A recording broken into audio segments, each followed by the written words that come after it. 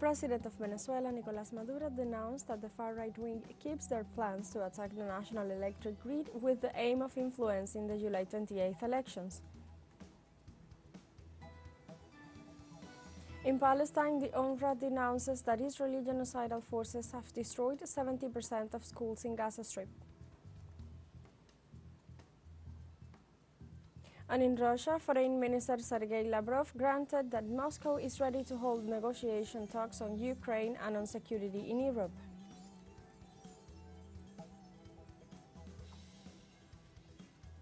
Hello and welcome to From the South. I'm Alejandra Garcia from teleSUR Studios in Havana, Cuba. We begin with the news.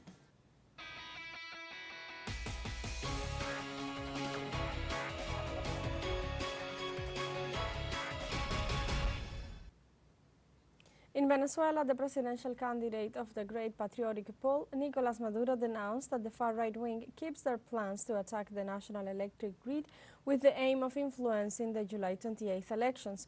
During a large rally held in the city of Barquisimeto in the latter state, Maduro condemned that the far-right, along with their U.S. allies, are willing to harm the Venezuelan people in order to take office at any cost.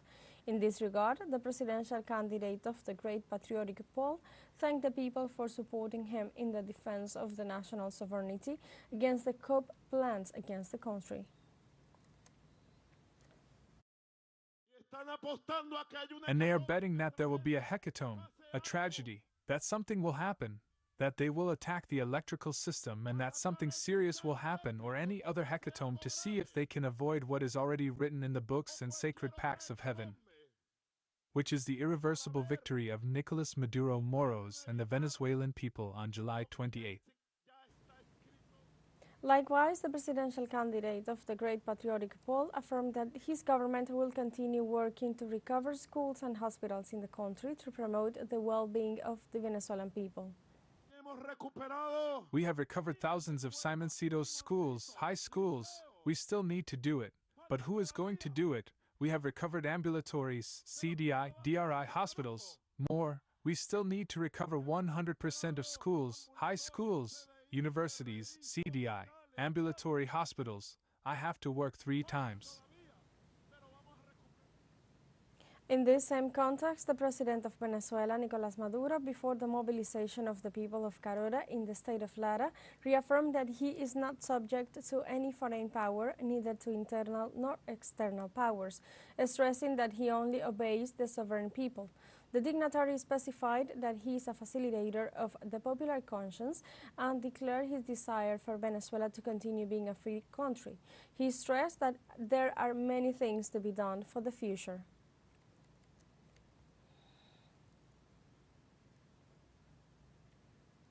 Amid questions about the current Colombian government's policy of total peace, a report presented on Wednesday revealed that armed groups have greatly expanded during the presidency of Iván Duque. In this sense, the Peace and Reconciliation Foundation presented a report on the balance and challenges of the Petro government's total peace policy for the period 2022-2024. Precisely, the statement pointed out that although the groups opposed to the current government alleged that armed groups have expanded as a result of the ceasefires that have been implemented, in reality their greatest growth occurred between 2018 and 2022 during Duque's presidency. In all this framework of misinformation that has been circulating recently, there is a tendency to say that it is thanks to the ceasefires or even to the total peace policy that there is an increase both in the number of armed groups and in the figures of violence. And what we find is that this is not true, although there are many challenges, and even challenges related to the effectiveness of the ceasefires in providing humanitarian aid. What we find is that we have a cycle of violence in which the growth of armed groups starts in 2018, reaches a peak between 2021 and 2022, but effectively the total peace has not contributed to disarmament or de-escalation, or even to stopping the growth of several of these groups, including the National Liberation Army. The president of Argentina, Javier Milei, received on Wednesday his Uruguayan counterpart Luis Lacalle Pou at the Casa Rosada, seat of the government in Buenos Aires. The meeting had an open agenda, executive sources informed La Nación. The meeting happened under a good climate, although there was no official communique about the meeting. The office of President Milei only published a photograph of both presidents in the social network X without details about the topics discussed.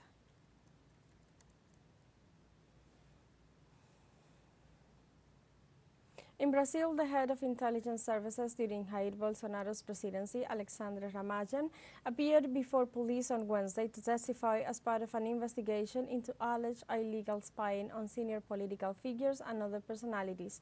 Investigators suspect that during the term of office of the former far-right president, a criminal organization was formed within the Brazilian intelligence agency to monitor important political figures, judges of the Federal Supreme Court, and even journalists. However, the former intelligence chief defends his innocence. In a publication last week on the social network X, he criticized the investigation, which he considers was aimed at bringing to the press superficial conclusions and conjectures.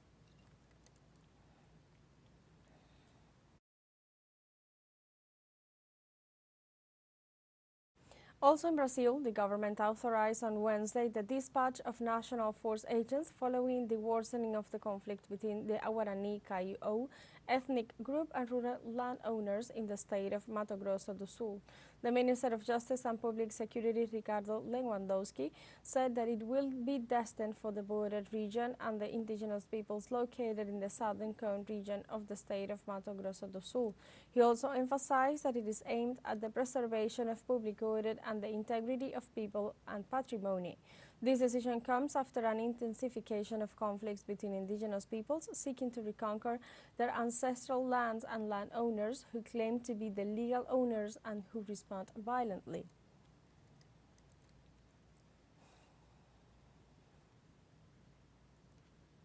Let's take a short break, but remember you can join us on TikTok at teleSUR English, where you will find news in different formats, news updates, and more. We'll be right back. Stay with us.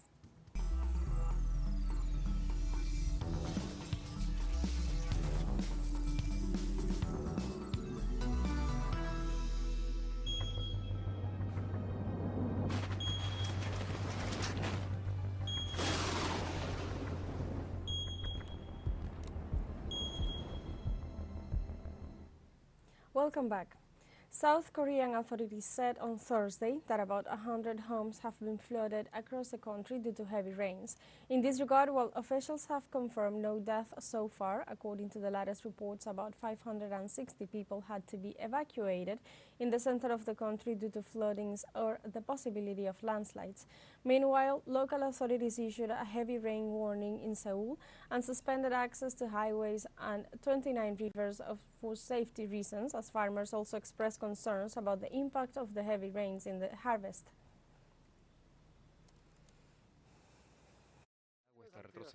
The water is receding. The area was flooded because the nearby stream overflowed. The pumping station could not pump out the water, so the place was flooded, but now it is receding.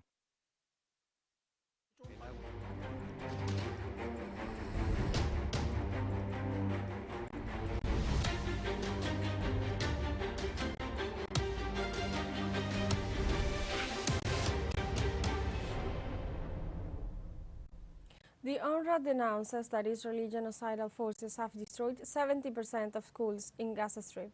Of this regard, UNRWA Commissioner General Philippe Lazzarini noted in social platform X that these have become unusual incidents and at least 8 schools have been hit in the last 10 days, including 6 UNRWA schools.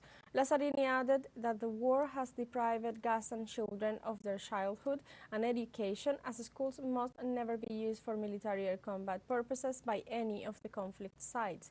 The Commissioner further denounced that blatant and constant disregard for international humanitarian law by the Israeli forces, expressing that all the rules of war have been broken in Gaza and that losing our common humanity must not become the new norm, ending his statement ensuring that a ceasefire is needed.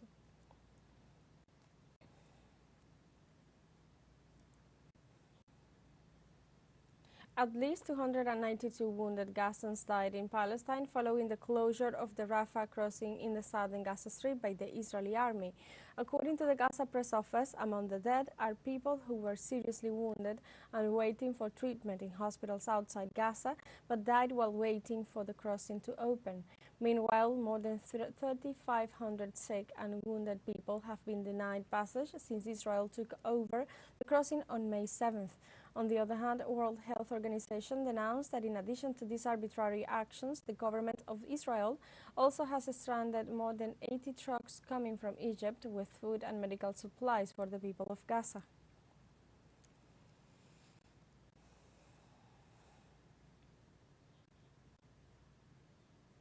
In a new provocation against the Palestinian population, Israel's right-wing extremist National Security Minister Itamar Ben-Gvir visited the Al-Aqsa Mosque compound in East Jerusalem on Thursday, escorted by police. In this way, accompanied by several policemen, Gvir entered the third holiest site in Islam, where he called for no ceasefire agreement to be reached and for Israel's genocidal aggression in Gaza to continue. It's worth noting that Ben-Gvir, since becoming minister in 2022, has broken into the Al-Aqsa Mosque holy site 5 times, which is seen as a provocation by the Muslim and Palestinian communities. Precisely during his speech, he called on his government to maintain its military incursion in Gaza, despite the rejection of the international community and sectors of its nation.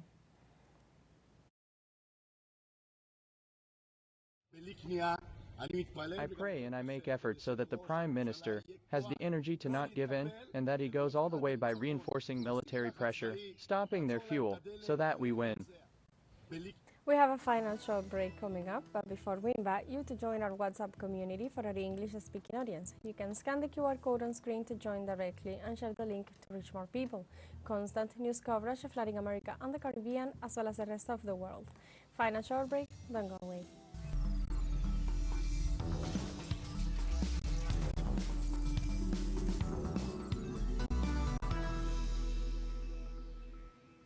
Welcome back to From the South.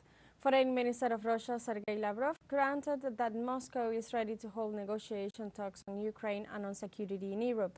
On a press briefing held shortly after a meeting with the members of the Security Council, Lavrov assured that he hopes that at some point a treaty on European security will be reached, and in this context the Ukrainian crisis will be solved.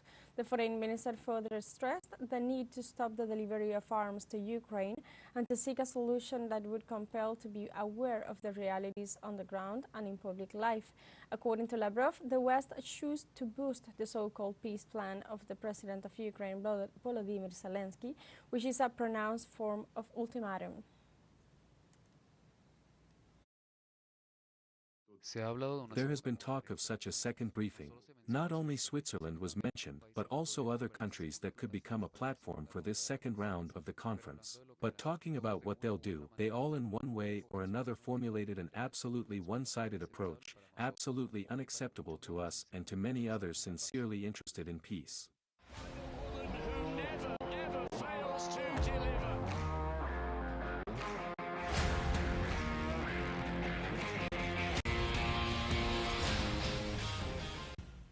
The Paris 2024 Olympic flame continues the 59th leg of its journey through the streets of France, this time in the northern department of Aisne.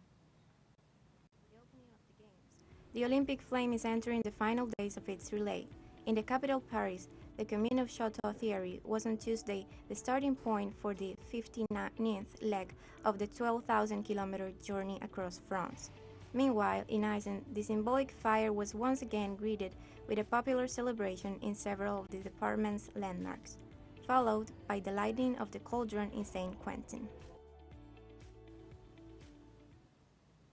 On the other hand, 8 days before the opening ceremony of the France 2024 Games, delegations from the United States, Japan, South Africa and Uruguay are among the first to arrive at the Olympic Village. Precisely about 10,500 athletes from 206 countries will participate over 19 days, competing in 32 sports with a total of 329 gold medals up for grabs. In the meantime, some of the athletes spoke about the weather, their personal goals and the competition in general. Excited, very excited. It's nice weather to it as well, so looking forward to the next couple of weeks here.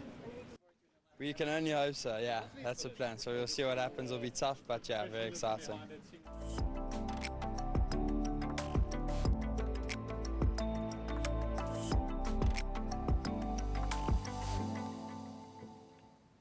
Following the 2023 strikes of the writers and actors unions, which caused production delays, the Academy of Television Arts and Sciences officially announced the nominees for the 76th Annual Emmy Awards during a live broadcast presented by past winners Cheryl Lee Ralph and Tony Hale.